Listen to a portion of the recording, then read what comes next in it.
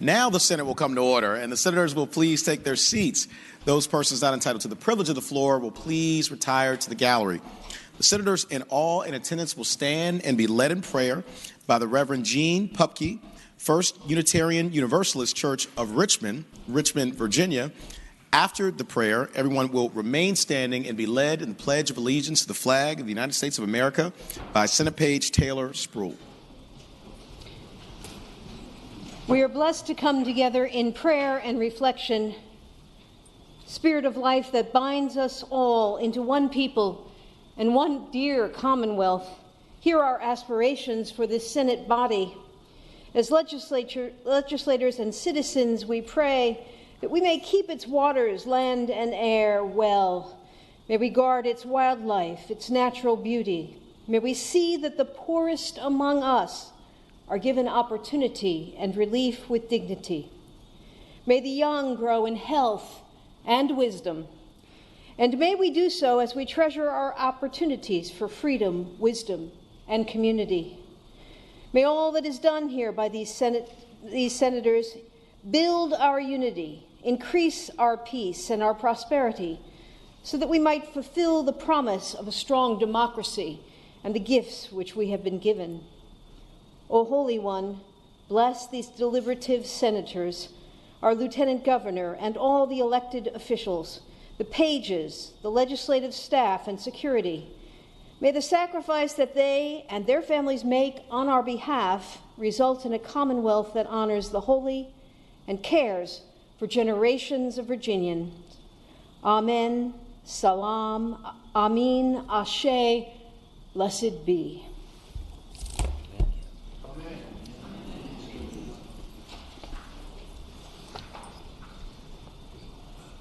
I pledge allegiance to the flag of the United States of America and to the republic for which it stands, one nation, under God, indivisible, with liberty and justice for all. Thank you so much.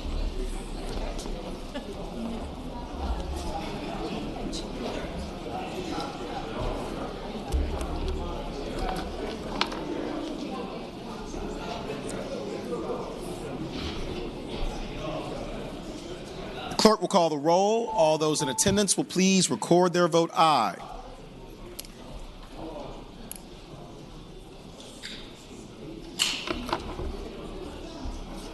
Clerk will close the roll. You have a quorum, Mr. President. Senate Journal for Wednesday, January 29, 2020. Senator from Spotsylvania, Senator Reeves, moves that the reading of the journal be waived. All in favor of waiving the reading of the journal will record their vote aye. Those opposed, no. Are the senators ready to vote? Have all the senators voted? Do any senators desire to change their vote? The clerk will close the roll. Ayes 36, noes 2. Ayes 36, noes 2. The reading of the journal is waived. The clerk will report any communication from the House of Delegates. Senior Senator from Fairfax, Senator Saslaw. Mr. President, I move that we waive the reading of the communications from the House of Delegates. Thank the Senator. The question is, shall the reading of the communication from the House of Delegates be waived? All in favor of waiving the reading will record their vote aye. Those opposed, no. Are the senators ready to vote? Have all the senators voted? Do any senators desire to change their vote? Clerk will close the roll. Ayes 37, noes 3. Ayes 37, noes 3. The reading of the communication from the House of Delegates is waived. The clerk will report any communication from the governor. We still do not have one. Thank you, Madam Clerk. Now comes the time in the morning hour where we have the honor and the privilege and the pleasure of recognizing our distinguished guests with us here in the Senate gallery. I will give my usual daily reminder that the way this will proceed is that a senator will stand up and recognize an individual or group. I will then give the warm welcome of the Senate, and at the very end, we will all applaud together. Like that. I'd like to begin by not recognizing the Senator from Franklin County, Senator Stanley, and instead recognizing the junior senator from Chesterfield, Senator Hashmi. Good morning, Mr. President. I rise for purpose of introduction. Thank the Senator. You have the floor. It's my distinct honor and privilege to introduce the Reverend Gene Pupke from the First Unitarian Universalist Church of Richmond. The Reverend hosts such a wonderful congregation and a church that is warm and welcoming to all who wish to participate and worship there.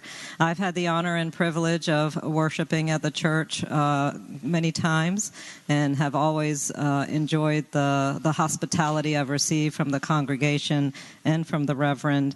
And I thank her for her wonderful invocation this morning. And I hope, Mr. President, you'll offer the warmest welcome of the Senate to the Reverend. I thank the Senator. Reverend Gene Pupke, you are already standing, and we are so grateful for your presence here today and always when you come and visit us in the Senate and give us really powerful encouragement and beautiful prayer this morning. And we echo the eloquent and generous words of the junior senator from Chesterfield. Thank you for your leadership, your example. You always brighten up everyone's day when you're here in the halls, and your moral example is one that we should all follow. I would ask everyone to please join me in extending the warmest welcome of the Senate to our dear friend, the Reverend Gene Pupke.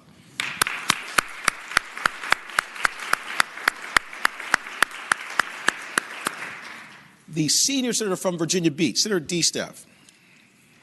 Mr. President, I rise for two quick introductions. Thank you, Senator. You have the floor.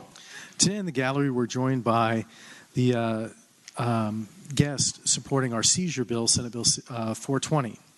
And they are Dennis and Missy Terry, Kaylee and Braley Boyce, Lowell Evans and Kathy, Christina Foster, Karen Foster, Doug Foster, Rowena Guestwick and her husband, Bree Guestwick, Christy Van Cleve and her husband, Jamie Van Cleve, Fernando Corrado. Mr. President, let's give these guests our warmest welcome of the Senate and thank them again for being here on behalf of epilepsy and seizures. I think.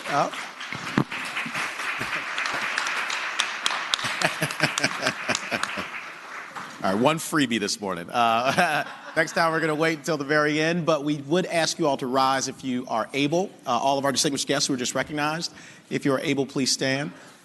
Thank you all so much for being here today. We're wonderful seeing every single one of you. We're also very grateful for your advocacy and for your leadership and helping so many people around the Commonwealth of Virginia and so many families who deal with this very serious issue. So it is wonderful always to have our citizens who help us rise as a Commonwealth together. So echo the eloquent and generous words of the senior senator from Virginia Beach, Senator D-Steph. And now I would ask everybody to please join me in extending the warmest welcome of the Senate to our distinguished guests.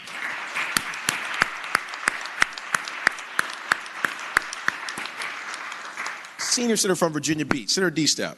Mr. President, I still stand for a second introduction. Senator has the floor. Today we're joined by David Lillard, a constituent of mine, business owner of Redline Performance Motorsports located in Yorktown. If it's broke, he can fix it. If it's an engine, he can tune it. And if you want to know the fastest thing on the road, he probably has it. Mr. President, I'd like to give the warmest welcome to David Lillard. Thank you. I thank the senator. Would David Lillard please rise in the gallery? David, thank you so much for being with us here today. We're grateful for your presence, and of course, you're always welcome here in your capital. And we echo the generous and eloquent words of your state senator, Senator D-Steph. And I would ask everyone to please join me in extending the warmest welcome of the Senate to our friend David Lillard.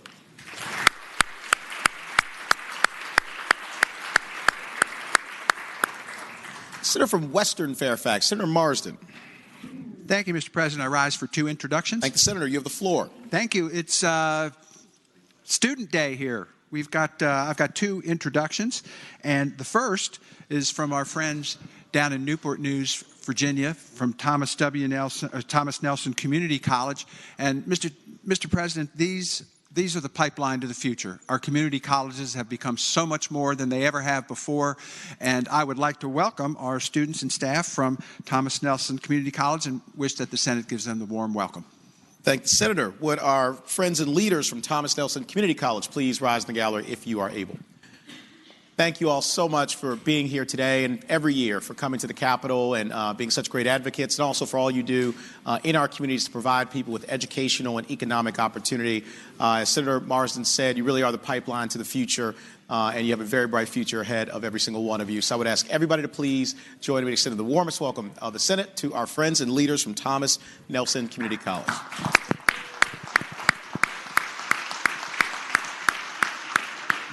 Senator from Western Fairfax, Senator Marsden. Thank you, Mr. President. And my second introduction this morning is the Malek School of Health Professions at Marymount University. They're going to be needed in this chamber probably a lot quicker than the community college students as we expand Medicaid, as we expand health care options for people throughout the Commonwealth. It's so critical that we have folks who are trained and enthusiastic about health professions careers. So I'd like the Senate to give the warm welcome to the Marymount University Malek School of Health Professions staff and students. I thank the Senator. Would our friends and leaders from Marymount University Malek School of Health Professions please rise in the gallery if you are able. Thank you all so much for joining us here today. We're always grateful to have you here in the Capitol. Thank you for making the trip down from Arlington, and really love all the work that you're doing, and it could not be a more important time to have well-trained health professionals as we, Senator Marsden said, expand Medicaid, but also make sure that everybody gets coverage and gets to live a happy, healthier life. So my brother-in-law went to Marymount. He's a huge fan, and I would ask everybody to please join me in sending the warmest welcome of the Senate to our friends and leaders from Marymount Malek School of Health Professions.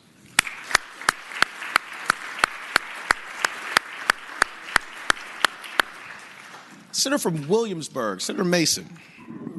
Thank you, Mr. President. Mr. President, I rise for the purpose of an introduction. Thank the Senator. You have the floor. Mr. President, I hope all my colleagues have seen folks from the Virginians for the Arts on the square today for Arts Advocacy Day.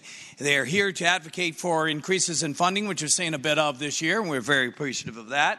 But, Mr. President, there are thousands of arts-related businesses. We know our museums, our galleries, our theaters, and so many organizations. I had folks from the symphony here today. So arts are such an important part of our community, such an important part of our culture. One of my favorite things is the educational, and in my art contest, it's gone from 25 participants to over 200. So, Mr. President, 120,000 Virginians are employed in the field of the arts, which is about $8 billion worth of economic impact. So it's an important economic development tool, but it's an incredible cultural foundation for our communities and our Commonwealth. So, Mr. President, I hope you and my colleagues will give the Virginians for the Arts a warm welcome. I thank the Senator. Would our friends from Virginians for the Arts please rise in the gallery if you are able.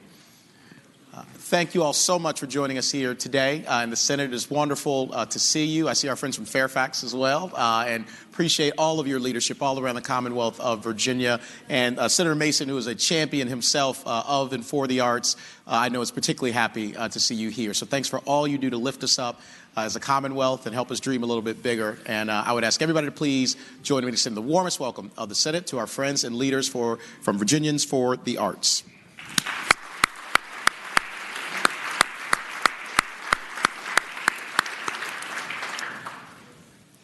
Senator from Williamsburg, Senator Mason.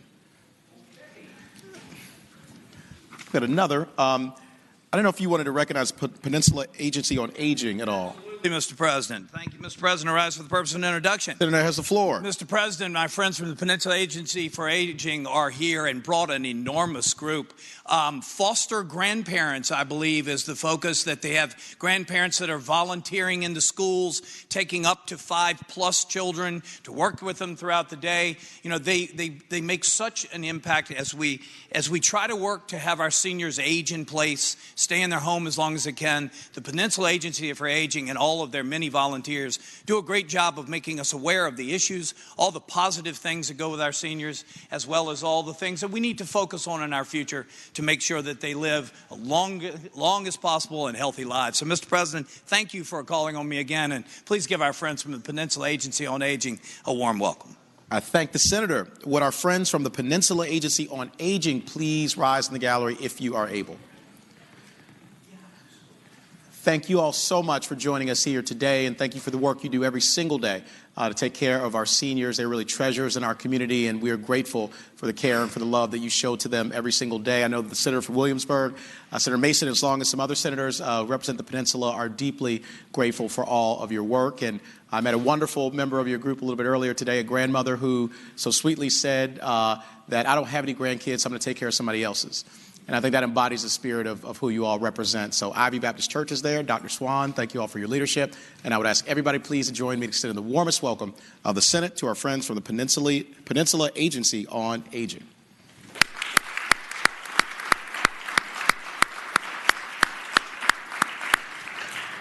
Senator from Portsmouth, Senator Lucas. Thank you, Mr. President, and good morning. Good morning, Senator. I'd like to preface my remarks by reminding you that I'm seated next to the Chair of Rules. And she has admonished me that when we stand on the floor to make these introductions, that brevity is expected. And so with that, Mr. I absolutely. We remind everybody of that, and we have some more rules we're going to go over today, too. Thank you so much. Thanks, Senator. Mr. President, we have with us today the Virginia Association of Personal Care Providers, and as you know, it's a statewide organization for companies that provide in-home personal care services to the elderly and disabled. These hard-working providers all across the Commonwealth have come to join us today and to see just what kind of work we're going to be doing here in the Commonwealth, and it's including for-profit and not-for-profit companies who share common challenges. So with that, Mr. President, I would wish that you would give them the warm welcome of the Senate. I thank the Senator. Would our friends from the Virginia Association of Personal Care Providers please rise in the gallery if you are able? Thank you all so much for joining us here today. Thank you for your leadership in our communities and for taking care of the most vulnerable in our communities. We appreciate the heart and the diligence that you bring to your work, and we commend you. You're welcome back here anytime, and I would ask everybody to please join me in extending the warmest welcome of the Senate to our friends and leaders from the Virginia Association of Personal Care Providers.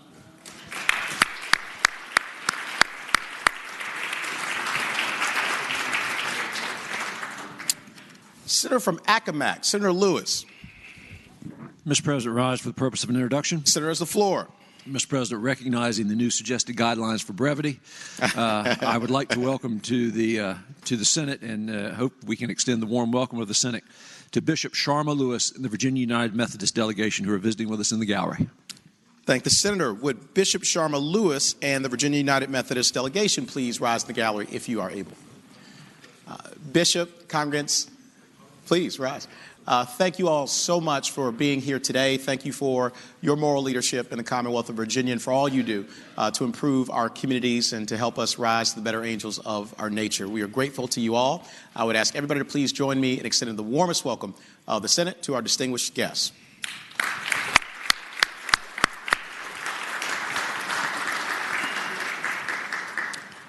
Senator from Bath, Senator Deeds.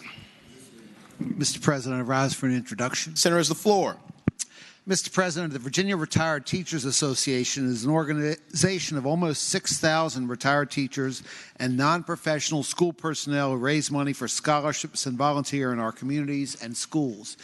In 1996, this General Assembly passed a resolution recognizing January 31st as Retired Teachers Day in Virginia. There are a number of retired teachers here today visiting the Capitol as part of this recognition on Retired Teachers Day Eve. I would ask you, Mr. President, to give them the warm greetings to the Senate.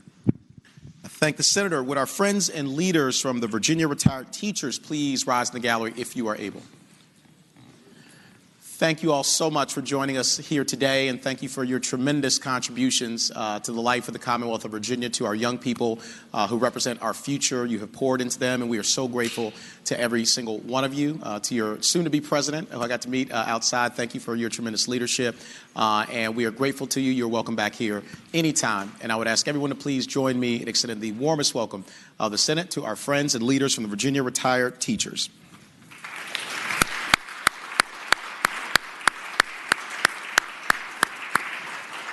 Senator from Hanover, Senator McDougal. Thank you, Mr. President. I rise for the purposes of introduction. Thank the Senator. You have the floor. Mr. President, in the gallery today, we have a stellar group. They're from Richmond County. And, Mr. President, just want to make sure the members heard that's Richmond County, not Richmond City. Mr. President, Richmond County is on the northern neck, and the group is the 2019 School Board of the Year. They accomplished that achievement through the tremendous work that they do to educate students. And Mr. Chairman, in the gallery we have Chairman John Brown, Ken Blackney, the Vice Chairman, Kathleen Bean, Patricia Pugh, whose daughter is also here today, Vivian Wood, and Superintendent Greg Smith. Greg is a proud JMU Duke, and we're really thankful for the work that he and the entire school board have done to make Richmond County one of the best places to live, work, and raise a family. Thank the Senator. Would our friends and leaders from the Richmond County School Board 2019 School Board of the Year please rise in the gallery if you are able? Thank you all so much for joining us here today, and just as importantly, thank you for your leadership every day in Richmond County. As the senator from Hanover so eloquently stated, you make it a great place to live, work, and raise a family, and give high-quality education to our young people, which really changes what's possible in their lives. So we're grateful to you for your work. We commend you today and every day. And I would ask everyone to please join me in extending the warmest welcome of the Senate to our leaders from the Richmond County School Board.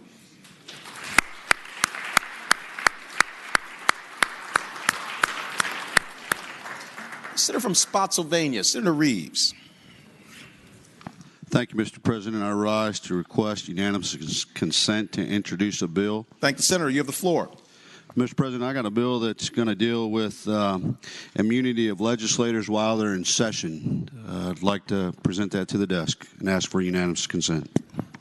Thank the Senator. The question is, shall the Senate grant consent to introduce a bill referred to by Senator from Spotsylvania, Senator Reeves? All in favor of the motion will say aye. Those opposed, no. The ayes have it. The consent of the Senate is granted to introduce the bill.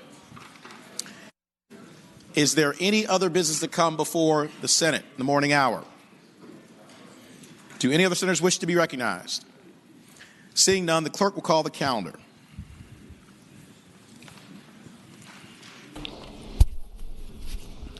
Senate calendar for Thursday, January 30th, 2020. Uncontested calendar. Senate bills on third reading.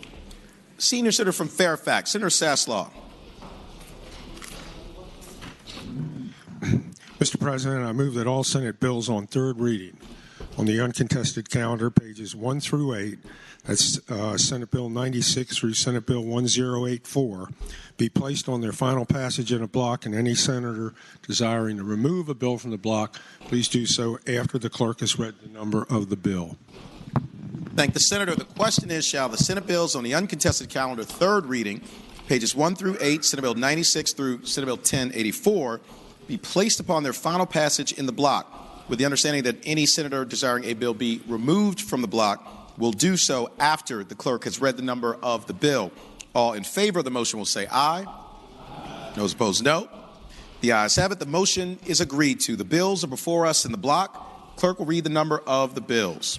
Senate Bill 96, Senate Bill 105, Senate Bill 244, Senate Bill 257, Senate Bill 281, Senate Bill 284, Senate Bill 428, Senate Bill 410,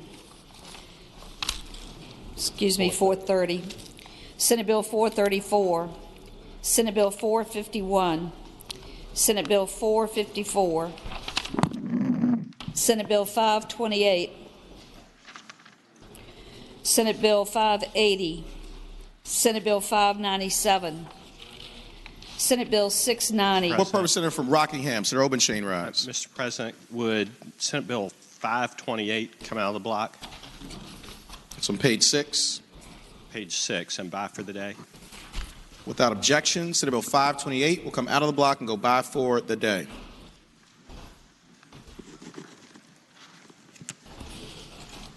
Senate Bill 690, Senate Bill 900, Senate Bill 1036, Senate Bill 1084. Question is, shall the bills in the block pass? That is all bills. For what purpose does the junior senator from Richmond City, Senator Morrissey, rise? Thank you, Mr. President. I think your mic's not on, Senator. Do you see if your microphone's on?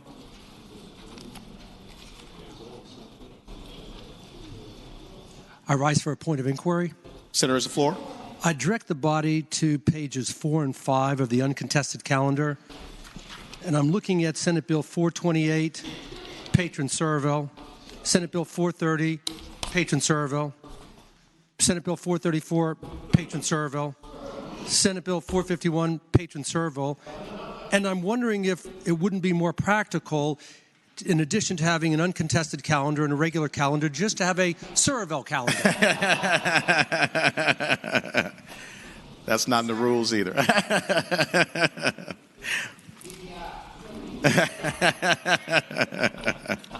Thank the Senator for the inquiry. The question is, shall the bills in the block pass? That is all bills Except for Senate Bill 528. All in favor of passage of the bills will record their vote aye. Those opposed, no. Are the senators ready to vote? Have all the senators voted? Do any senators desire to change their vote? The clerk will close the roll. Ayes 39, noes 0. Ayes 39, no 0. The bills in the block pass. Regular calendar, bills on third reading. Senate Bill 391, a bill relating to adult abuse, financial exploitation, required report by financial institutions. Reported from the Committee on Rehabilitation and Social Services, and we have a floor substitute. Senator from Arlington, Senator Favola. Thank you, Mr. President. I move that the body reconsider the vote by which Senate Bill 391 was ordered and engrossed in advance to its third reading. Question is, shall the vote by which Senate Bill 391 was engrossed in advance be reconsidered? All in favor of the motion will record their vote aye. Those opposed, no. Are the senators ready to vote? Have all the senators voted? Do any senators desire to change their vote? Clerk will close the roll. Ayes 39, no 0. Ayes 39, no 0. The motion is agreed to. Senator from Arlington, Senator Favola. Thank you, Mr. President. I move that we waive the reading of the floor substitute. Question is, shall the reading of the floor substitute be waived? All in favor of the motion will say aye. Aye. Those opposed, no. The ayes have it. The reading of the floor substitute is waived. Senator from Arlington, Senator Favola. Thank you, Mr. President. I move that the body adopt the floor substitute in speaking to that motion. Senator has the floor. Thank you, Mr. President. What this substitute does is it removes an individual staff member associated with a financial institution has a mandatory reporter if there was a suspicion of financial abuse when it comes to an adult. So that is removed. And if you go to line 169 of your amendment, there's a paragraph that talks about financial institutions and the fact that their staff may execute a transaction or may delay a transaction, may refuse to disperse funds if the financial institution believes in good faith that there may be a cause of exploitation, financial exploitation. This language, 109 through 118, was actually adopted by this body just last year. What my amendment does, or what this substitute does, is in addition, once a financial institution has made a determination using their own policies that exploitation could be at risk, that financial institution would be required to report their action within 5 business days to the local Department of Social Services or the Adult Protective Services hotline. I think this is a good amendment. I think it gets us to where we need to go. Social Services tells us that since 2017, there has been a 30% increase in financial abuse of our older adults, and they expect that this is being underreported because it's hard to keep track of financial abuse. It's not always reported. My point is there really is a problem. We believe that this is the appropriate solution. Many stakeholders were at the table when we worked out this amendment, so I respectfully ask that the body adopt the amendment. Thank you, Mr. President. Thank the senator. For what purpose, Senator from Prince William, Senator McPike rise? Thank you, Mr. President. Speaking to the motion. Senator has the floor. This does extend the work that the senator from Rockingham worked on last year. It provides just simply, as the senator from Arlington explained, the provision that once they refuse a transaction, they become a mandated reporter. And so it does help move the needle a little bit further, so I do support the amendment and ask the body to adopt it. Thank you, Mr. President. Thank the senator. Do any other senators wish to be heard regarding the floor substitute? Seeing none, the question is, shall the floor substitute be adopted? All in favor of the motion will say aye. Those opposed, no. The ayes have it. The floor substitute is adopted. Senator for Prince William County, Senator McPike. Thank you, Mr. President. I move to engross and advance the bill to the third reading. Thank you, Senator. The question is, shall the bill be engrossed and advanced to its third reading? All in favor of the motion will say aye. Those opposed, no. The ayes have it. The bill is engrossed and advanced to its third reading. Senator from Prince William. You leave it there? Okay.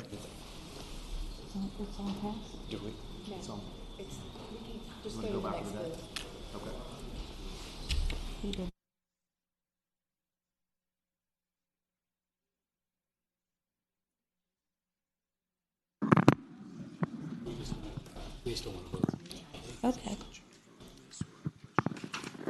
Senate Bill 116, a bill relating to death penalty, severe mental illness. Reported from the Committee on the Judiciary. Senator from Arlington, Senator Favola. Thank you, Mr. President.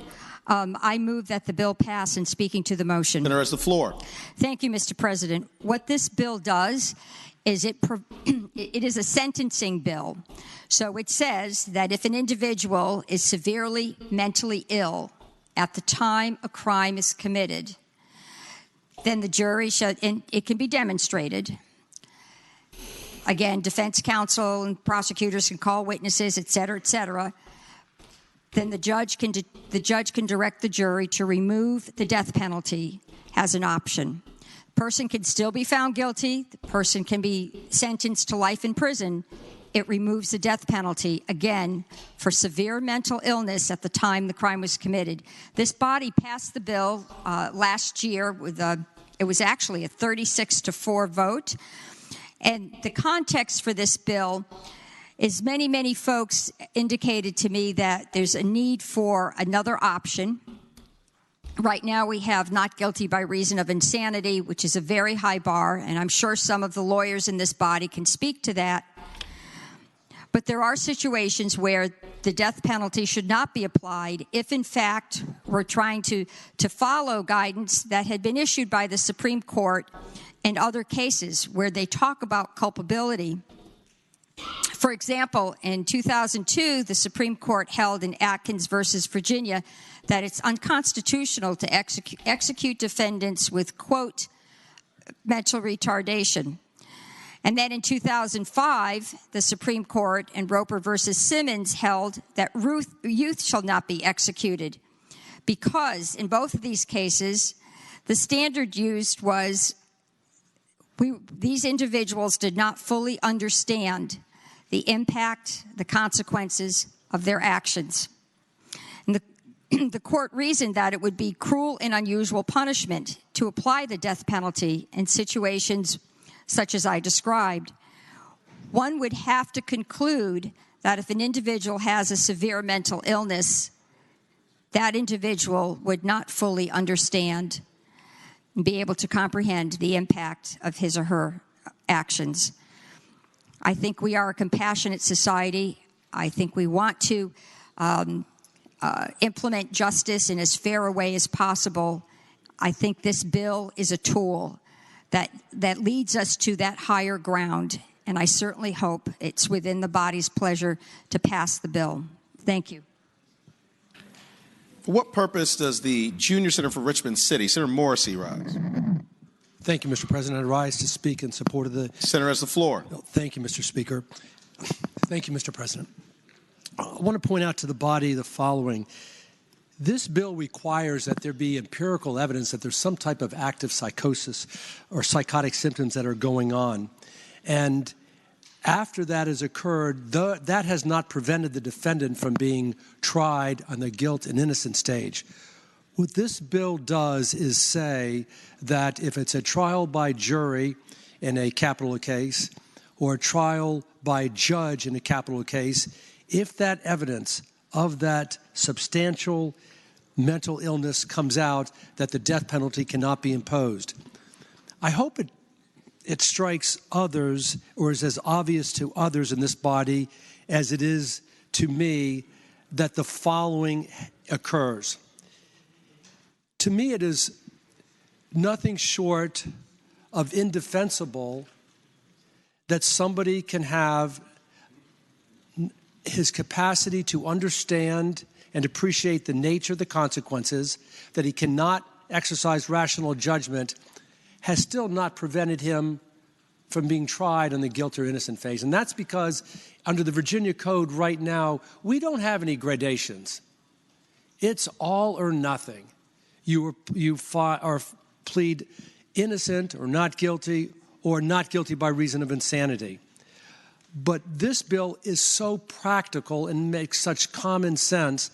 I I asked the members on the other side that I think you can show strength. I think you can show fidelity to your pro-life concerns.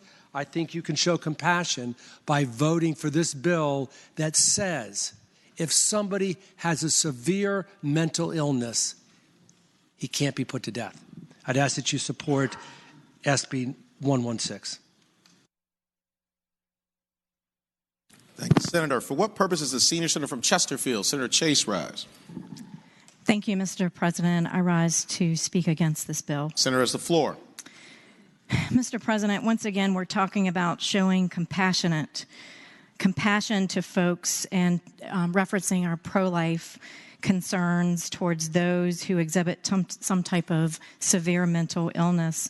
Mr. President, I would argue that anyone that commits such a heinous crime is severely mentally ill.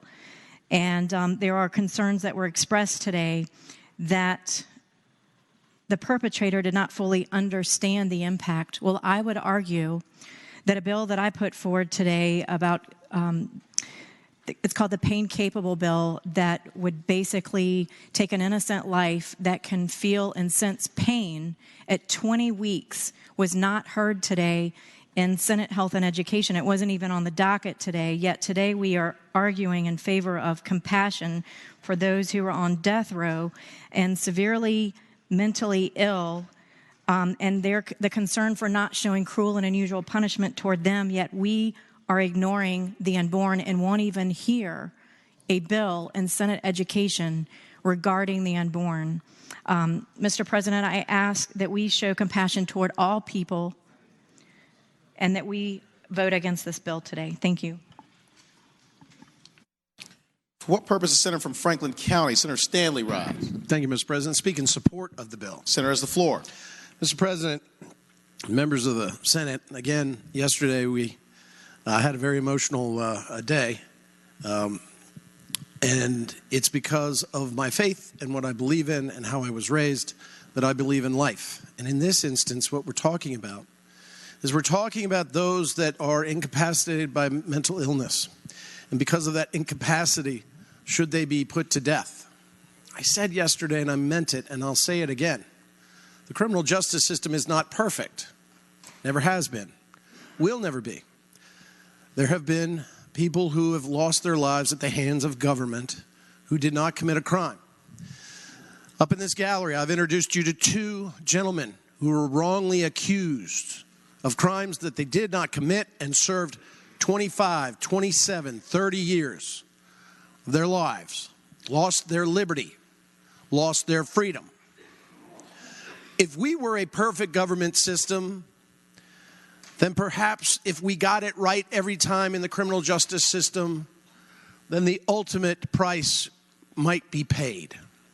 But on principle alone, we do not have the power that our Creator has to take life. We do not have the authority to do it, moral or legal or otherwise. And for this, what we're talking about is someone, a human being, who is helpless, much like the unborn. So I stand here consistent to my beliefs and my faith and my logic. Those in my party, those that are conservatives, may take another view, and that's their right. But ladies and gentlemen, if we believe in life, then we should believe in life. And if we believe that the government cannot take life because someone is made and rendered helpless because of their mental incapacity, then how can we take life of those unborn babies? How can we take those life? Because they haven't even had the chance at it. They are as helpless as the person that you seek to assist and keep alive in this instance. It is ironic that we stand here today at the threshold of probably what we're going to have another argument on, which is the death penalty overall. And Mr. President, I tell you now, I will support that bill. I will vote for that bill, just as I will vote for every bill that preserves life of the unborn.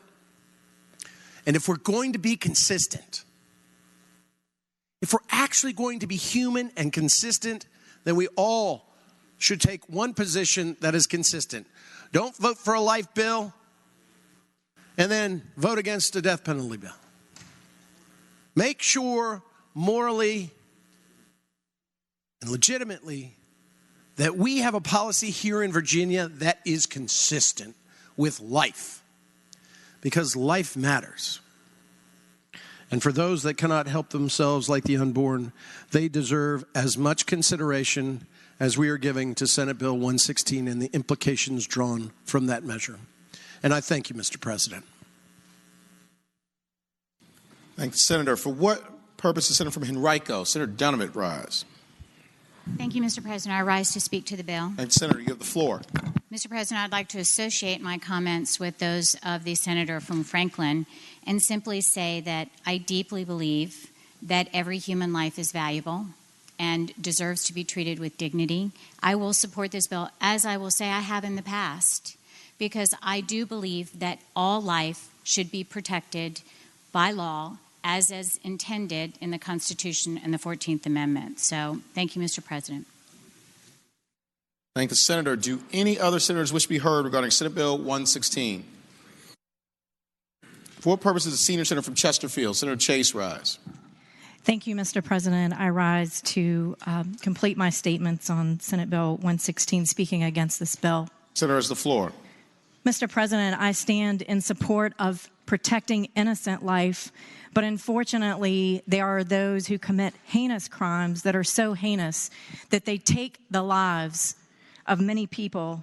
And I'm thinking of the Harvey murders right here in Richmond, in which an entire family was bludgeoned to death. Mr. President, I would argue an eye for an eye, a tooth for a tooth, and that those who were killed that day, the Harvey murders, justice needs to be provided in that situation.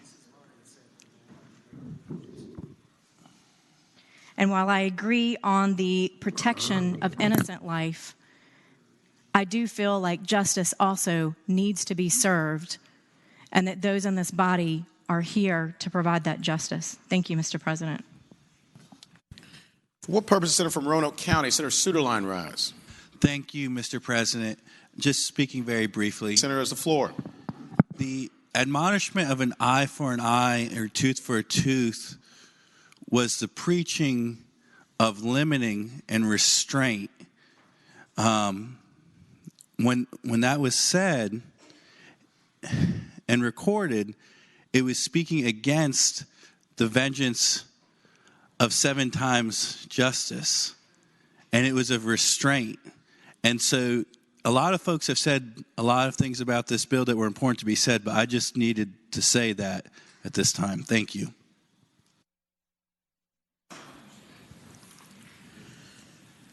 Question is, shall Senate Bill 116 pass? All in favor of the motion will record their vote aye. Those opposed, no. Are the senators ready to vote? Have all the senators voted? Do any senators desire to change their vote? The clerk, close the roll. Ayes 32, noes 7. Ayes 32, noes 7. Senate Bill 116 passes. Senate Bill 432, a bill relating to spousal support, reservation of right to seek, material change of circumstances. Senator from Eastern Fairfax, Senator Servell. Thank you, Mr. President. I move the bill pass, and speaking to that motion. Senator has the floor. Folks, this is a pretty simple bill, but just to give you a quick understanding of it, when people get divorced, the Virginia Code allows you to seek a reservation of your right to seek spousal support. If you're not getting spousal support, that means you can come back at some future time to get it. And there's been some lack of clarity in the law as whether when you come back in a year or 2 or 3 or 4 to ask for that spousal support, whether you have to show anything's changed between now and then. And this just makes clear that you have to show there's been a change. There's been circuit court judges around the state coming to different conclusions about this, and the bar wanted some clarity. The Family Law Coalition supports this, and I would ask that we pass the bill. Thank the Senator. Do any other senators wish to be heard regarding Senate Bill 432? Seeing none, the question is, shall Senate Bill 432 pass? All in favor of the motion will record their vote aye. Those opposed, no. Are the senators ready to vote? Have all the senators voted? Do any senators desire to change their vote? Clerk will close the roll. Ayes 37, noes 0. Ayes 37, no 0. Senate Bill 432 passes. Senate Bill 834, a bill relating to affordable housing dwelling unit ordinances. Senior Senator from Richmond City, Senator McClellan. Thank you, Mr. President. I move that Senate Bill 834 pass. And speaking to the bill. Senator has the floor. Thank you, Mr. President. This bill provides local governments with another tool to help incentivize affordable housing by creating a new affordable dwelling unit ordinance enabling statute. We currently have one such statute that only applies to Albemarle, Loudoun, Alexandria, and Fairfax that grants local governments broad authority to craft their local ordinances. A separate section that applies to the rest of the state is extremely complex and burdensome, and both our local governments and our developers have found it too cumbersome to really do any good. We had a legislation a couple of years ago to try to fix this problem. It wasn't quite there, and so over the past 2 years, all of the stakeholders have worked together to create this third option. Does not remove or change 2304. For those other localities that wish to use 2305, that option remains to them. But this is a new option that'll be a little more flexible for the rest of our localities. A lot of stakeholders from local government, the developer community, the affordable housing advocates worked a very, very long time to come to this consensus, and I ask that the bill pass. Thank the Senator. Do any other senators wish to be heard regarding Senate Bill 834? Seeing none, the question is, shall Senate Bill 834 pass? All in favor of the motion will record their vote aye. Those opposed, no. Are the senators ready to vote? Have all the senators voted? Do any senators desire to change their vote? Clerk will close the roll. Ayes 27, noes 12. Ayes 27, noes 12. Senate Bill 834 passes. Senate Bill 869, a bill relating to notice by localities. Senior Senator from Virginia Beach, Senator DeSteff. Mr. President, I move the passage of Senate Bill 869. Speaking to that. Senator has the floor. Mr. President, what Senate Bill 869 does is provides that if a locality has submitted in a timely manner notice or request related to a planning or zoning matter to a newspaper for general circulation of the newspaper, and it fails to be published at no fault of the locality, that it shall be deemed meeting the public notice if they've published it at least 3 weeks prior on their website. With that, I move the passage of Senate Bill 869. Thank the Senator. For what purpose is the Senator from Accomack, Senator Lewis, rise? Would the gentleman yield for a question? Will Senator yield? Happy to do so. Senator yields. You have the floor. Would the gentleman, is it true that during the testimony and presentation of this bill before the local government committee that there was a representation, there's an ongoing study with all the major stakeholders involved with this particular issue? Senator has the floor. Mr. President, Senator Lewis, absolutely, and that's why there's a reenactment clause on line 121 that this shall sunset in 2022. Further question? And also, would the gentleman, if the gentleman yield for another question? Yield. Absolutely, Mr. President. Yield. You have the floor. And also, would the gentleman acknowledge that there are several people still within this Commonwealth without access to the internet and therefore not access to any websites of any municipalities? Senator has the floor. Mr. President, Senator Lewis, absolutely. All right. Thank you, Mr. President. Thank the Senator. For what purpose is Senator from Fairfax City, Senator Peterson, rise? The gentleman yield for a question. Will Senator yield? Mr. President, absolutely. Senator yields. You have the floor. I'd ask the gentleman, what is Planning District 23? Senator has the floor. Mr. President, Senator from Fairfax, Planning District 23 is the Hampton Roads Planning District area. Further question? Further question. Senator yields. Senator yield. Mr. President, happy to. Yields. You have the floor. I'd ask the gentleman, why are we doing a separate policy for Hampton Roads as opposed to doing one statewide policy? Isn't that confusing for our local governments and media? Senator has the floor. Mr. President, if the gentleman from Fairfax would like to have that as a friendly amendment, I'm happy to receive that as a friendly amendment. But specifically, the problem in my district, in Planning District 23 in Virginia Beach specifically, this has been an ongoing problem that while I was there 8 years ago, 10 years ago, it used to happen every once in a while, now is happening extremely frequently and costing a lot of time and effort both on the part of the developers, planning district, the planning commission, and the city council, who has to re-advertise and re-advertise and re-advertise, push meetings back, which, as we know, time is money, Mr. President.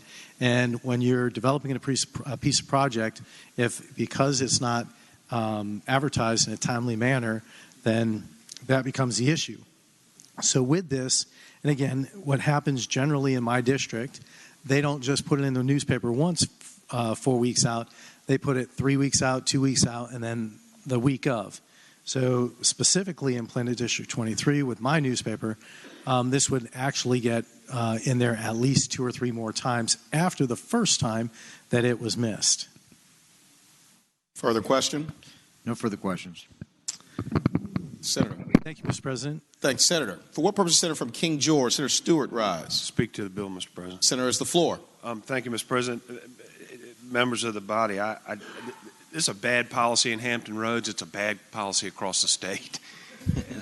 I don't know any other way to say it, and I hate to speak against my friend from Virginia Beach, but the whole idea here of putting this in the newspaper is so that the neighbors and those affected by it have notice and they can talk about it and talk to their local government officials and be aware. It impacts them. It has an effect on their lives, and they should get the opportunity to tell that to their local government officials. It's almost like with this bill, we would punish the citizens who would be affected by the project because, and frankly, the responsible thing to do is if you're putting this advertisement in the paper, call the newspaper and say, I sent you this ad to run on such and such a date.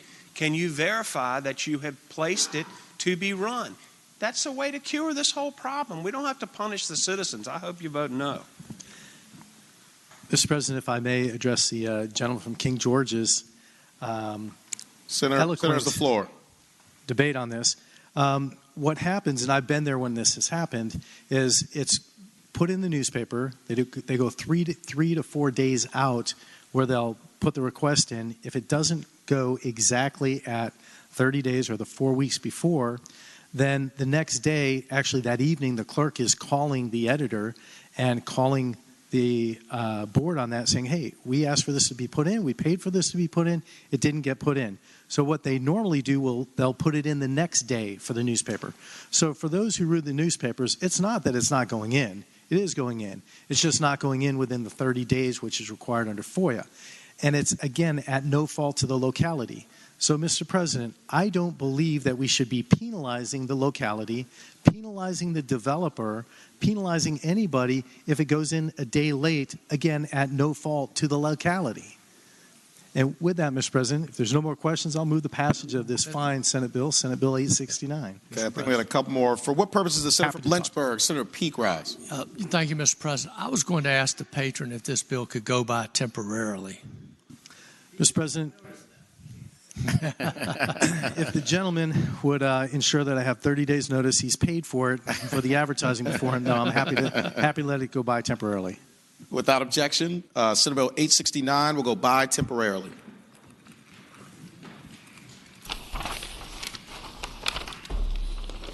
Senate Bill 955, a bill relating to celebration of marriage fee. Senator from Northern Chesapeake, Senator Spruill. Thank you, Mr. President. Speaking to the bill. Thank you, Senator. You have the floor. Mr. Bill SP 955 asked to be approval. This bill would allow marriage commissioners to charge up to $75 per ceremony. This is an increase from $50. It's due because it's been almost 20 years since the marriage commissioners, those who married outside the church, have gotten a raise. Nowadays is that folks don't get married to church like they used to. So this commissioner is saying that because, let me use Hampton Roads for an example, because of all the tolls, because of all the tunnels and the traffic that they have to go through, that they ask for an increase. In the old days, when 9% of the people used to get married in churches and what have you. And I guess they give a stipend to the pastor. But now they don't. They use a marriage commission to travel all over Hampton Roads and all over the state. So because it has not been done in almost 20 years, they're asking for up to $75 an increase. I ask that the bill pass. Thank the senator. Any other senators wish to be heard regarding Senate Bill 955? Seeing none, the question is, shall Senate Bill 955 pass? All in favor of the motion will record their vote aye. Those opposed, no. Are the senators ready to vote? Have all the senators voted? Do any senators desire to change their vote? The clerk will close the roll. Ayes 21, noes 18. Ayes 21, noes 18. Senate Bill 955 passes. Uncontested calendar, Senate bills on second reading. Mr. President? Senator from Arlington, Senator Favola. That passed. Having voted on the prevailing side of 955, may we ask for reconsideration? A member would like to correct his vote. Okay. Question is, shall the vote by which Senate Bill 955 passed be reconsidered? All in favor of the motion will record their vote aye. Those opposed, no. Are the senators ready to vote? Have all the senators voted? Do any senators desire to change their vote? The clerk will close the roll. Ayes 39, noes 0. Ayes 39, noes 0. The motion is agreed to. Senator from Northern Chesapeake, Senator Spruill. Thank you, Mr. President. Again, I move this bill be passed. Thank you. Thank the senator. Question is, shall Senate Bill 955 pass? All in favor of the motion will record their vote aye. Those opposed, no. Are the senators ready to vote? Have all the senators voted? Do any senators desire to change their vote? The clerk will close the roll. Ayes 23, noes 16. Ayes 23, noes 16. Senate Bill 955 passes. Uncontested calendar, Senate bills on second reading. Senior Senator from Fairfax, Senator Saslaw. Mr. President, I move that all Senate bills on second reading on the uncontested calendar, pages 10 through 16, that's Senate Bills 40 through Senate Bill 1039, be advanced to their engrossment and third reading in a block after the adoption of any amendments thereto. Any senator desiring to remove a bill from the block, please do so after the clerk has read the number of the bill.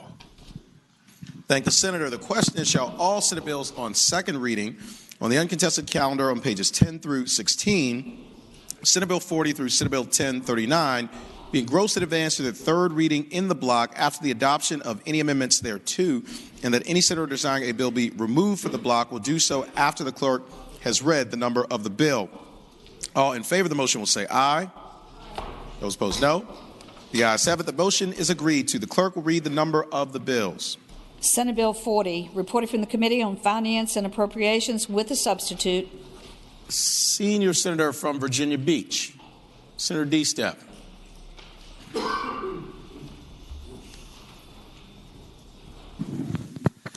Mr. President, I move the committee amendment.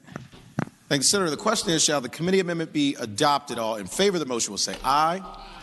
Those opposed, no. The ayes have it. The committee amendment is adopted. Senate Bill 54, reported for the Committee on Finance and Appropriations with amendments. Senior Senator from Chesapeake, Senator Cosgrove. Thank you, Mr. President. I move that we accept the amendments, which is just basically the clause. Thank the senator. The question is, shall the committee amendments be agreed to? All in favor of the motion will say aye. Those opposed, no. The ayes have it. The committee amendments are agreed to. Senate Bill 362, reported from the Committee on Finance and Appropriations. Senate Bill 423, reported from the Committee on Commerce and Labor with amendment and from the Committee on Finance and Appropriations. Senior Senator from Virginia Beach, Senator D-Steph. Mr. President, I move the committee amendment. Thanks, Senator. The question is, shall the committee amendment be adopted? All in favor of the motion will say aye. Those opposed, no. The ayes have it. The committee amendment is adopted. Senate Bill 569, reported from the Committee on Education and Health with amendment and from the Committee on Finance and Appropriations with a substitute. Senator from Henrico, Senator Donovan. Thank you, Mr. President. I move the substitute. The committee amendment. Thank the senator. The question is, we need to reject it to get to the substitute. Does the senator want to with the recommendation to be rejected on the amendment to get to the sub? Thank you so much, Mr. President. That's exactly what I meant to move, that we reject the amendment so that we can get to the substitute. Thank the Senator. With the recommendation that it be rejected, the question is, shall the committee amendment be adopted? All in favor of the motion will say aye. Those opposed, no. The noes have it. The committee amendment is rejected. Senator from Henrico, Senator Donovan. Thank you so much, Mr. President. I now request that we move the finance substitute. Thank the Senator. The question is, shall the committee substitute be agreed to? All in favor of the motion will say aye. Those opposed, no. The ayes have it. The committee substitute is agreed to. Senate Bill 605, reported from the Committee on Commerce and Labor with a substitute and from the Committee on Finance and Appropriations with an amendment. Senator from Hanover, Senator McDougal. Mr. President, I move the committee substitute be agreed to. From the Committee on Commerce and Labor. Thank the Senator. The question is, shall the committee substitute be adopted? All in favor of the motion will say aye. Those opposed, no. The ayes have it. The committee substitute is adopted. Senator from Hanover, Senator McDougal. Mr. President, I also move that the committee amendment from the Committee on Finance be agreed to. Thank the Senator. The question is, shall the committee amendment be agreed to? All in favor of the motion will say aye. Those opposed, no. The ayes have it. The committee amendment is agreed to. Senate Bill 651, reported from the Committee on Finance and Appropriations. Senate Bill 652, reported from the Committee on Finance and Appropriations, and there is a floor amendment. Senator from Northwestern Fairfax, Senator Boysko. Mr. President, I move that the reading of the amendment be waived. Thank the Senator. The question is, shall the reading of the floor amendment be waived? All in favor of the motion will say aye. Those opposed, no. The ayes have it. The reading of the floor amendment is waived. Senator from Northwestern Fairfax, Senator Boysko. Mr. President, I move that the amendment be agreed to. Thank you, Senator. The question is, you want to speak to it, Senator? It's simply a clarifying amendment. The bill is to allow county employees who have retired from their retirement pension system to enter into the same county's police pension system, if so moved, and it just clarifies that they've got to already be in the same county, that they can't come from outside of the county. Thank the Senator. Question is, shall the floor amendment be agreed to? All in favor of the motion will say aye. Those opposed, no. The ayes have it. The floor amendment is agreed to. Senate Bill 671, reported from the Committee on Finance and Appropriations with amendments. Senator from Williamsburg, Senator Mason. Thank you, Mr. President. Mr. President, I move we agree to the committee amendments. Thank the Senator. The question is, shall the committee amendments be adopted? All in favor of the motion say aye. Those opposed, no. The ayes have it. The committee amendments are adopted. Senate Bill 828, reported from the Committee on Commerce and Labor with amendment. Senator from Accomack, Senator Lewis. Mr. President, I move we accept the amendment from the Commerce and Labor Committee. Thank the Senator. The question is, shall the committee amendment be adopted? All in favor of the motion will say aye. Those opposed, no. The ayes have it. The committee amendment is adopted. Senate Bill 1019, reported from the Committee on Finance and Appropriations with a substitute. Senator from Franklin County, Senator Stanley.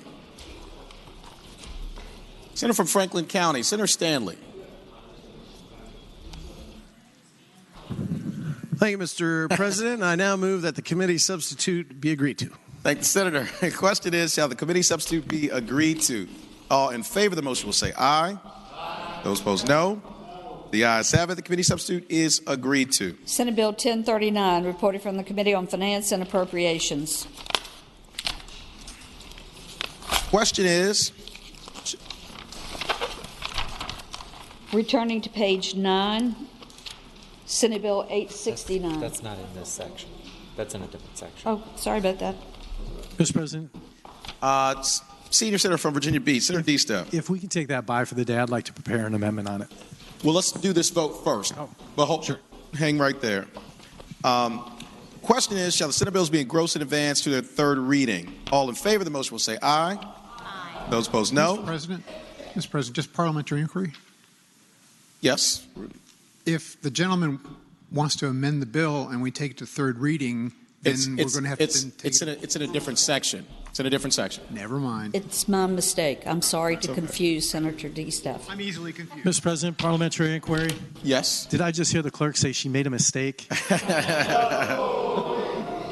No one is perfect. As you were, Mr. President. It was nice knowing you, Senator.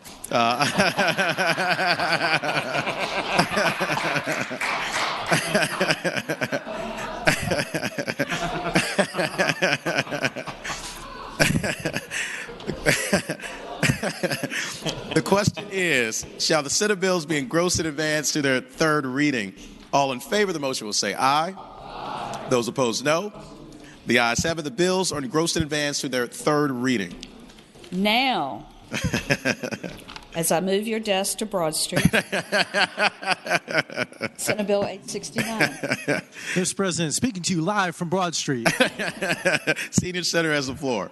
I'd like to take Senate Bill 869 by for the day. Without objection, Senate Bill 869 will go by for the day.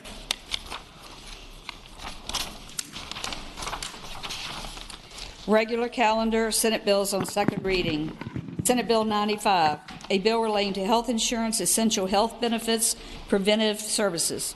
Reported for the Committee on Commerce and Labor with an amendment. Senator from Arlington, Senator Favola. Thank you, Mr. President. Mr. President, I move that the amendment be agreed to. Thank the Senator. The question is, shall the committee amendment be agreed to? All in favor of the motion will say aye. Aye. Those opposed, no.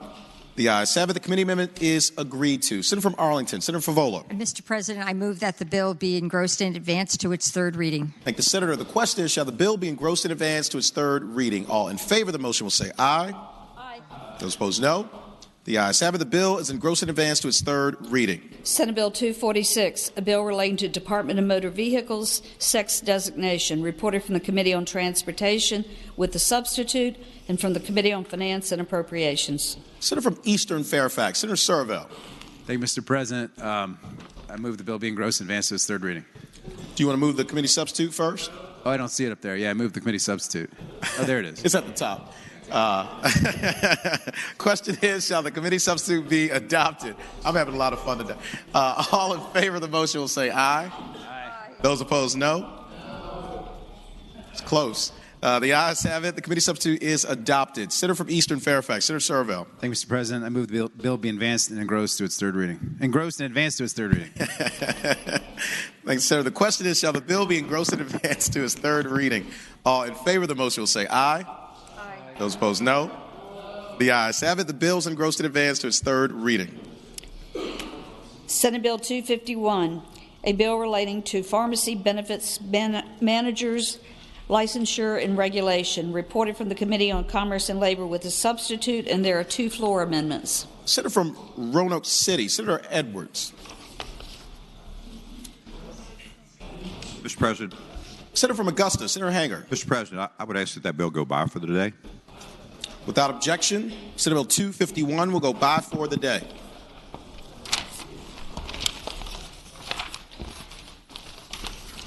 Senate Bill 345, a bill relating to workers' compensation, presumption of compensability for certain diseases. Reported for the Committee on Finance and Appropriations. Senator from Loudoun, Senator Bell. Thank you, Mr. President. Move the bill be engrossed and passed on to its third reading, and speaking to the motion. Nope. You don't need to speak to it. Yep, you're all good.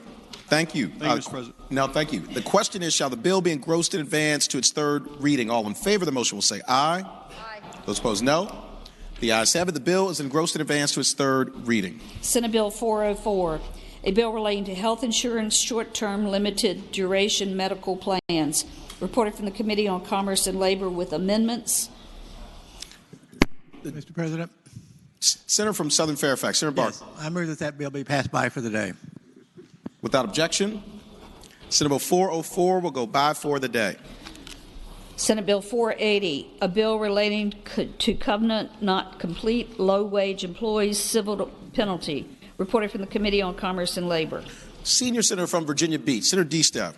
Mr. President, I move we engross and advance this to the third constitutional reading. Thank the Senator. The question is, shall the bill be engrossed in advance to its third reading? All in favor of the motion will say aye. Aye. Those opposed, no. The ayes have it. The bill is engrossed in advance to its third reading. Senate Bill 578, A bill relating to a system for early childhood care and education establishment licensure, reported from the Committee on Finance and Appropriations with a substitute. Senator from Northern Fairfax, Senator Howe. Thank you, Mr. President. I move the substitute be agreed to. Thank the Senator. The question is, shall the committee substitute be agreed to? All in favor of the motion will say aye. Aye. Those opposed, no. The ayes have it. The committee substitute is agreed to. Senator from Northern Fairfax, Senator Howe. I move that the bill be engrossed and advanced to its third reading. Thank the Senator. The question is, shall the bill be engrossed and advanced to its third reading? All in favor of the motion will say aye. Those opposed, no. The ayes have it. The bill is engrossed and advanced to its third reading. Senate Bill 662, a bill relating to prohibiting employers from retaliating against employees for reporting employee misclassification civil penalty, reported from the Committee on Commerce and Labor. Senator from Northwestern Fairfax, Senator Boysko. Thank you. I move that it be engrossed and passed to its third reading. Thank the Senator. The question is, shall the bill be engrossed and advanced to its third reading? All in favor of the motion will say aye. Those opposed, no. The ayes have it. The bill is engrossed and advanced to its third reading. Uncontested calendar, Senate bills on first reading. Senior Senator from Fairfax, Senator Saslaw. Mr. President, I move that all Senate bills on first reading on the uncontested and regular calendars, pages 20 through 30, that's SB 168 through Senate Bill 1090, that the rules be suspended and the first constitutional reading be dispensed with. Thank the Senator. The question is, shall the rules be suspended in the first reading of the titles of Senate bills on the uncontested and regular calendars, pages 20 through 30, Senate Bill 1068 through Senate Bill 1090 be dispensed with? All in favor of the motion will record their vote aye. Those opposed, no. Are the senators ready to vote? Have all the senators voted? Do any senators desire to change their vote? Clerk, close the roll. Ayes 37, no 0. Ayes 37, no 0. The reading of the titles is dispensed with. Senior Senator from Fairfax, Senator Saslaw. Mr. President, I move that the memorial resolution on page 31. Senator, sorry, before we get there, can we go to bottom of page 30? When have those go by for the day, the ones that we just I thought I said, okay. The memorial resolution. Excuse me. Yeah. That's okay. I would now move that all said bills on the first constitutional reading go by for the day. Thank you, Senator. The question is, shall the Senate bills on the uncontested and regular calendars now on second reading go by for the day? All in favor of the motion will say aye. Those opposed, no. The ayes have it. The bills will go by for the day. Memorial resolutions. Senior Senator from Fairfax, Senator Saslaw. Now, Mr. President, I move that the memorial resolution on page 31, HJR 149, 158, and 83, and SR 15 be considered in the block in the usual manner, waiving the reading of the resolutions thereof, with the understanding any senator desiring to move from a resolution from the block do so after the clerk has read the title of the resolution. I thank the Senator. And as I pose the question, would ask everyone to please take their seats as we do the memorial resolutions.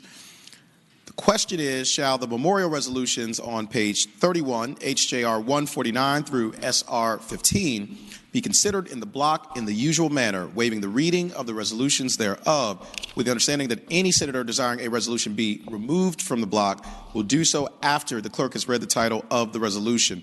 All in favor of the motion will say aye. Those opposed, no. The ayes have it. The motion is agreed to. The resolutions are before us in the block. Clerk will read the titles of the memorial resolutions. House Joint Resolution 149, celebrating the life of Maya LaFawn Smith.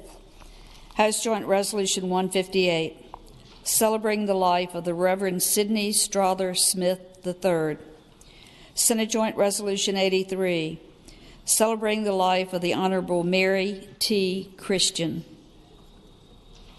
Senator from Hampton, Senator Lott. Mr. President, could Senate Joint Resolution 83 come out of the block? Without objection, Senate Joint Resolution 83 will be removed from the block. Senate Resolution 15, celebrating the life of Esmond B. Lambert. The resolutions will be agreed to in the usual manner. All those in favor of agreeing to the memorial resolutions will please rise.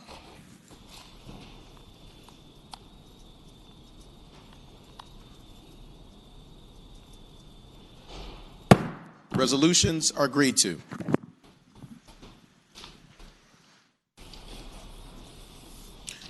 Senator from Hampton, Senator Locke. Thank you, Mr. President. I ask the Senate Joint Resolution 83 be agreed to. And speaking to the resolution. Senator has the floor. Thank you, Mr. President. I knew Mary Christian prior to her becoming a member of the House of Delegates. She was my colleague at Hampton University. And I came to Hampton University as a young and dumb faculty member, straight from graduate school. And so, and at that time, she was the dean of the School of Education. And and I was an instructor. So generally called by a lot of people as one of those young teachers. So could learn a lot from someone who had been at Hampton for a long time. She was a graduate of Hampton Institute and had worked her way up from being in the laundry room and being a secretary at Hampton to going away to college, going away to graduate school, and coming back to Hampton and working her way up to becoming the dean of the School of Education. So I was able to learn a lot from her as one of those young people who came there as an instructor, and one of those young people, and one of those fiery young people who kind of had to pull on coattail as a political scientist who knew everything. Learned a lot from her. So when she first ran for the House of Delegates, she ran as an independent because she certainly couldn't get the nomination of the party as one of those fiery independents. But Dr. C, as we all knew her in the area, was the first African American to serve on the Hampton School Board. She had made her way into the political arena in the city of Hampton. Everybody knew who Dr. C was. Once she got here, she served on the Appropriations Committee. She served on Joint Rules. And we all knew Dr. C in Hampton, not necessarily so much for what she was doing up here, but she was a thespian. And I don't know that very many people knew that about her. And wherever she would go, she would always bring this flair for drama into the room. And reciting poetry, reciting Langston Hughes, and others into anything that she would say or do. And so when she retired, she didn't necessarily retire. She would hold fort at her house.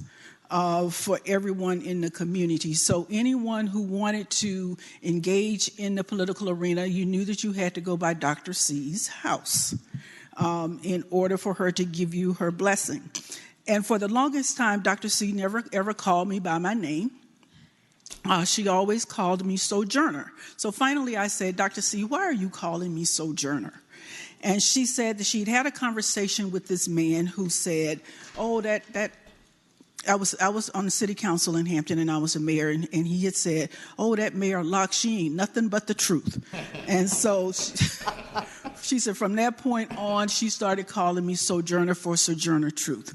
And from that point on, she just, whenever she saw me, it was always, hey, Sojourner, how are you doing? And I don't think she ever called me by my name from that point on. It was always, hey, Sojourner. And so I think that in the city of Hampton, she was a giant of a person. Everybody knew Dr. C. Everybody respected Dr. C. And we earned our political wings from Dr. C. And I saw her at least 3 or 4 days before she passed because she was at the NAACP banquet. And so I think that if there was anyone who was a political giant, it was Dr. Mary T. Christian. And so I think that when we adjourn today, that we would do so in her memory. Absolutely. The resolution will be, for what purpose, Senator from Fairfax City? Senator Peterson, rise. Mr. President, rise briefly to speak to the resolution. Senator has the floor. Mr. President, ladies and gentlemen of the Senate, when I was a young pup in the House of Delegates, I think there's a couple of us that were here. Mary Christian was our colleague. And I cannot think of a kinder, more gentler person to serve with. She never had a harsh word for anybody. She was very kind enough to introduce me to the Hampton NAACP when I was making a very futile stab for statewide office in 2004. And was just the nicest lady. She also invited me to be part of the Sunrise Caucus, which was a Bible study that she and Vic Thomas, of all people, held on Tuesday mornings. Talk about representing different ends of the Democratic Party and different ends of the state. But they were wonderful people, and I treasured her greatly as a friend, and I second the motion of the gentlelady from Hampton. Thank the Senator. Do any other senators wish to be heard regarding the resolution?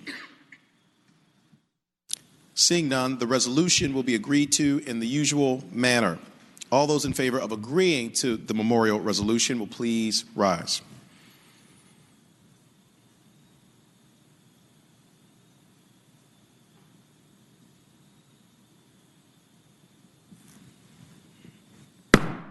The resolution is agreed to.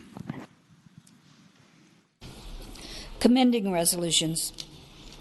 Senior Senator from Fairfax, Senator Saslaw. Mr. President, I move the commending resolutions on pages 31 through 33, that's HJR 135 through SJR 84, be considered in a block by voice vote, waiving the reading of the resolutions with the understanding that any senator desiring to remove a resolution from the block will do so after the clerk has read the number of the resolution.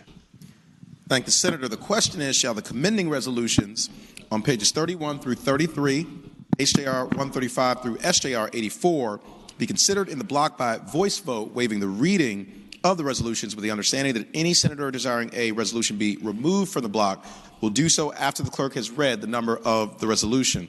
All in favor of the motion will say aye. Those opposed, no. The ayes have it. The motion is agreed to. The resolutions are before us in the block. Clerk will read the numbers of the resolutions.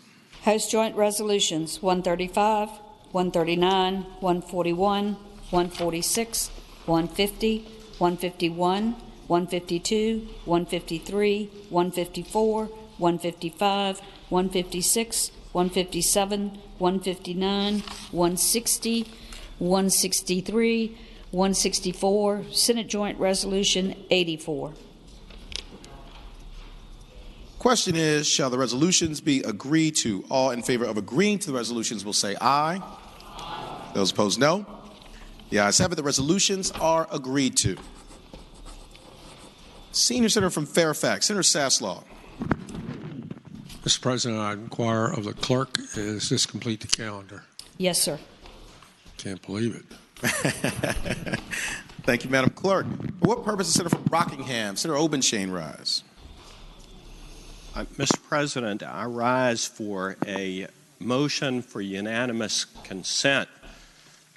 I have a bill that I wish to submit after the deadline, and speaking to this motion, Senator has the floor. This bill deals with the initiation of a process to reseed previously ceded and receded territory of the United States, reannexation of the state of government, the United States.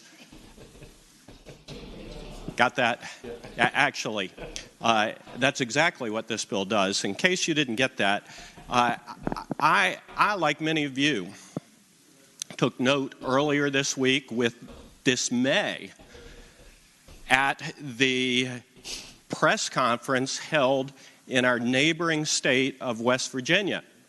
It was a press conference held by Governor Jim Justice and our own Jerry Falwell, Jr., in which they suggested to Virginia that we should solve our political differences by leaving the Commonwealth of Virginia and joining West Virginia. And I, for one, do not believe that that is a viable solution to our problems.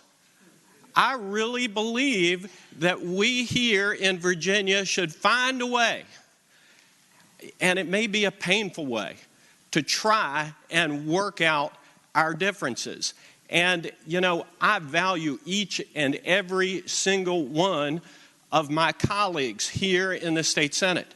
And I don't want this motion or this bill I'm proposing to reflect on my affection for any of my colleagues, because I do hold you in high esteem. But this this bill deals with the illegal and unconstitutional cession by the federal government of 10 square miles in 1847 to Virginia. I don't know whether my friends in here who are students of American history remember this from their civics class or their history classes. But when the nation was formed, there was a debate over where the seat of government was going to lie. And there was a compromise made in 1790 pursuant to which Maryland and Virginia ceded a total of 100 square miles for the creation of the federal district.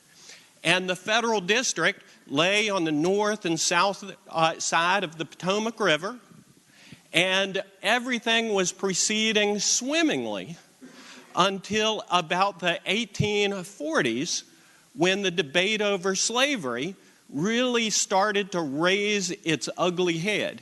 And in Virginia, in my part of the state, and in Southwest Virginia in particular, there was a strong abolitionist movement that was gaining steam in Virginia. And there was concern amongst those in the federal government who wanted to maintain the balance of power between the North and the South, and there was concern among some in Virginia that we needed to reinforce the pro-slavery portions of the General Assembly. And to do that, amazingly, you would not believe it, but the county of Arlington was a strong pro-slavery portion of Virginia. Indeed it was. And the solution to firm up the pro-slavery forces in Virginia was to cede Arlington County back to Virginia, to give the Virginia legislature 2 more pro-slavery legislators to counteract the people in Senator Stanley's part of the state, and my part of the state, and Senator Hanger's part of the state, who wished to be more progressive. And in 1846, there was actually a referendum held in Arlington County, and that referendum actually failed there on a vote of 106 to 29. They wanted to stay in the federal district. Yet the federal government ignored that, and they moved forward with the retrocession of that 10 square miles to the Commonwealth of Virginia. However, there were serious constitutional questions about the constitutionality of that move. Congress, you see, and the federal government has the power in the Constitution to accept property. Our founding fathers who drafted the Constitution recognized that they needed a seat for the federal government, and they built that power into the Constitution expressly to accept territory. But there's no constitutional power for the federal government to give that territory back. And, rather than having my part of the state or Southside Virginia or some other portions of the state, Fairfax County might be tempted to join Governor Justice and West Virginia, and I don't want that. I don't want that. So I believe that we need to seriously debate this alternative that would allow 95%, 98% of the land mass of the Commonwealth of Virginia to remain Virginians.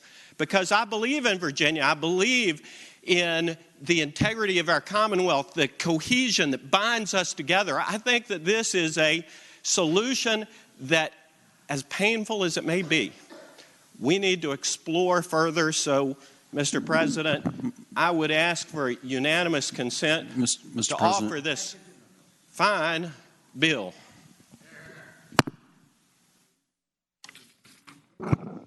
Last will be heard on the motion. For what purpose, Senator from Fairfax City, Senator Peterson rise? I rise to object to the motion. The Senator has the floor. With apologies to my good friend from Harrisonburg, let me just make some points about Arlington County, which is part of Virginia and a proud part of Virginia. First of all, it's the home of one of our favorite senators, all right? Secondly, half my employees live there. If you own a business in Northern Virginia, all the young people live in Arlington now, which means if Arlington left, they'd have to be paying D.C. taxes, okay? So I'd probably lose them. Number 3, it's the home to some of the finest bars in Northern Virginia. Restaurants. Number 4, it has the highest Starbucks per capita of any community, probably in the world.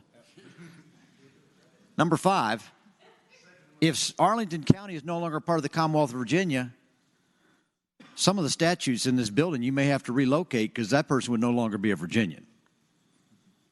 And you might want to think about what I'm saying to you. Because if I mention that name, I'll probably cause this whole building to melt down. Okay? So the bottom line is Arlington has been a part of Virginia's history. From the time of the Civil War up until today. I may not always agree with the folks in Arlington. Sometimes I do. But the bottom line is they've been great people. Great Virginians, I might add. And so I will object to your motion. I'm going to keep them here, and let's work harder to make them feel part of this great Commonwealth. Thank you. For what purpose does the senior senator from Fairfax, Senator Saslaw, rise? Mr. President, I appreciate the remarks by the senator from West Virginia. But I was wondering, since he's in the mood for changing things, whether he would be willing to support a constitutional amendment or bill to allow the 8th planning district to become its own state, leaving Virginia with looking not much like, much different than the state he was talking about. Mr. President, I do yield, and I would not object to a request for unanimous consent from the senator from Fairfax, senior senator from Fairfax, if he wished to put that in so that we could have a robust discussion about the merits of such issue. For what purpose does the senator from Alexandria, Senator Eben, rise? Thank you, Mr. President. I rise to object to considering the bill at this point. Senator has the floor. I represent south side of, or a part of the south side of Arlington, what is today Arlington County, and at the time the senator refers to was called Alexandria County. Why he wants to allow our arugula-loving, Prius-driving, latte-drinking, Birkenstock-wearing, important economic drivers of the state economy to go away is beyond me. And I would point out that at the start of the Civil War, West Virginia left us.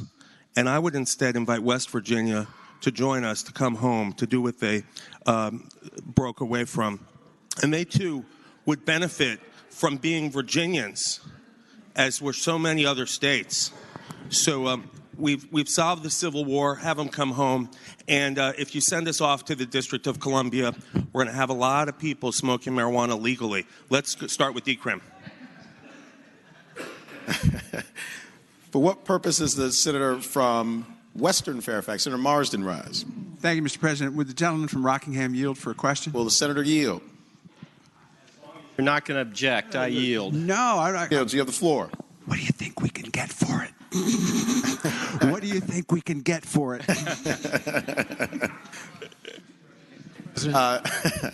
What purpose does the senior senator from Chesapeake, Senator Cosgrove, rise? Mr. President, point of parliamentary inquiry. Yes. It's already been objected to. It's dead. We haven't had a formal vote or motion, though. So I don't like the way it's looking, though. For what purpose does the senator from Northern Chesapeake, Senator Spruill, rise? Next, Mr. President, I rise to support. For years, I've been calling Northern Virginia the other state. And I'm trying to determine what is Charlottesville included or not. So if that would legally put that part of the state along with Northern Virginia and the other state, I will sign whatever you want to. I love them, though. I love them, but I want them to have their own state. For what purpose does the senator from Arlington, Senator Favola, rise? Well, I am the senator from Arlington, And I want you to know that we did feel welcome until this motion was made and this resolution. Arlingtonians are full of, love and sharing and all kinds of things. We have the most number of lawyers per capita of any jurisdiction in the entire country. So if you move forward with this motion, we will tie you up in court from now till kingdom come. You probably won't get any dollars at all. And by the way, we also have the Pentagon within our jurisdiction. So just saying. I think I object to this motion, but we're willing to talk about it. There could be a pro and a con. Thank you, Mr. President. Thank the senator. Do any other senators wish to be heard regard to the motion? And not to change the history lesson of the senator, and I appreciate your remarks, but before we take this vote, I will say that things were not going swimmingly for a lot of people before 1848. So I want to note that. The question is, shall the Senate grant consent to introduce the bill referred to by the senator? All in favor of the motion will say aye. Aye. Those opposed, no. No. The consent of the Senate is not granted to introduce the bill. For what purpose, Senator from Bath, Senator Deeds rise? For an announcement. Senator, has the floor. The Criminal Law Subcommittee will meet right after the session. We have 19 bills. I'd like to get rid of them before the Finance Committee begins at 4:30. Thank the senator. Do any other senators wish to be heard? Is there any other business to come before the Senate? Seeing none, the clerk will report any announcements on the desk.